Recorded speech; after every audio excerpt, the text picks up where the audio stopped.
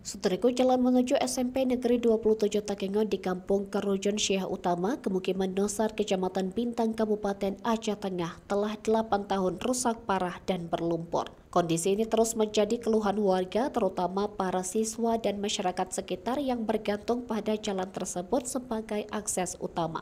Jalan antara Jalan Takengon, Bintang menuju sekolah hanya sekitar 1 km. Meski terbilang dekat, kondisi jalan yang berlumpur dan sulit dilalui terutama saat musim hujan kerap menjadi hambatan besar bagi siswa dan guru untuk tiba tepat waktu di sekolah. Ini bukan hanya jalan ke sekolah, tapi juga akses alternatif kami menuju persawahan, ungkap Afgan Nosario, seorang warga Kampung Nosar pada Rabu 8 Januari. Afgan menambahkan anak-anak sering tiba di sekolah dengan seragam kotor, terutama mereka harus melepas sepatu karena harus melintasi jalan yang dipenuhi lumpur. Warga pun menyuarakan harapan besar kepada Presiden Prabowo Subianto agar memberikan perhatian pada kondisi pendidikan dan infrastruktur di Aceh Tengah.